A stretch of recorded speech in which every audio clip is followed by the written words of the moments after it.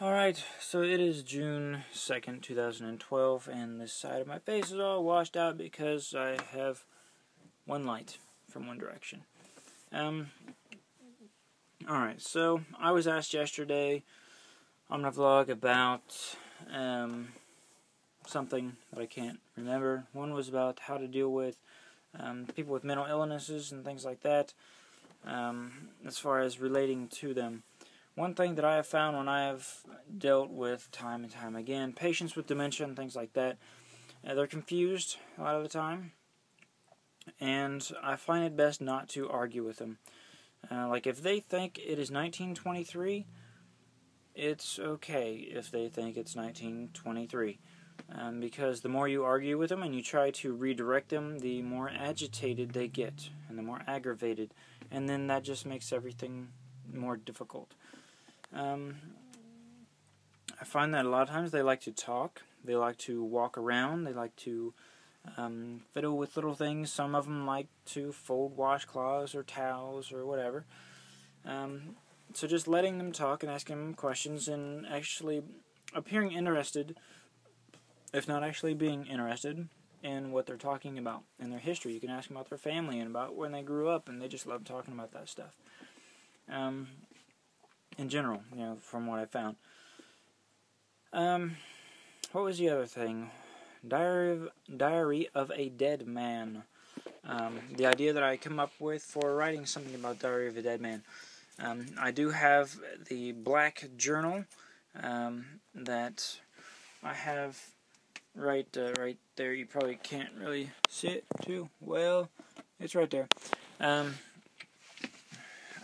I have not put anything in that particular book at all just yet.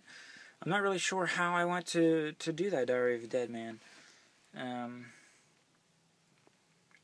Yeah, I've thought of several different ways, but then it seemed kind of corny and contrived and all, and it's like, how would I actually feel if, well, it's like, would I want to do it from the point of view of somebody who's been kidnapped and been told that they were going to be killed, and they were given a book to write in? What would be the motivation? Why would those captors give this person, their kidnappee, a book to write the things in, unless the kidnappers were just crazy and they wanted to get this stuff down for their own pleasure because they enjoy watching other people suffer and think they're going to die and all this other stuff. So there's that point of view. Or someone maybe who has cancer, who considers themselves dead already, maybe kind of finds themselves and things like that. I don't know. What other aspects could I look at it from? What do you think? What do you think would be interesting to know about someone who was either already dead? It could be a point of view from someone who has already passed, like a journal from them when they were alive, and kind of tell a story through that. I don't know. What kind of thing would you like to read about if it were titled Diary of a Dead Man? What would you think it was about? Yeah. So there's that. Today I spent some time sleeping a little bit after I got off work this morning. And then I got up and I went out to my in-laws where my kids were, and we had a cookout, and we went fishing at their little pond there. And the kids played and wore themselves out, and then I went to the store, got some popcorn, played with my kids a little bit at home, have popcorn and a movie on, and I just stole a few minutes away from them so I could make this vlog and put it up and try to be a little more consistent. Yeah, I don't know. What else? What do you want to know?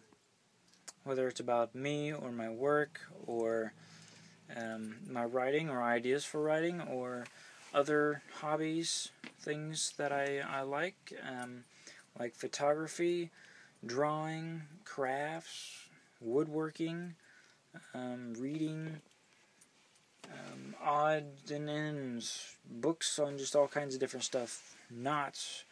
They have purely decorative knots, knots that can be used as, turn into a coaster to put your drinks on.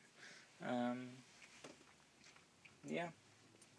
all kinds of things. I have way too many interests, I think. I wish I could pare them down, but I can't bear to say that I'm not going to partake in this hobby anymore because I like them all. But then my problem is I never have enough time to do any one of them and get good at any one of them, and that's my cue. I'll talk to you all later.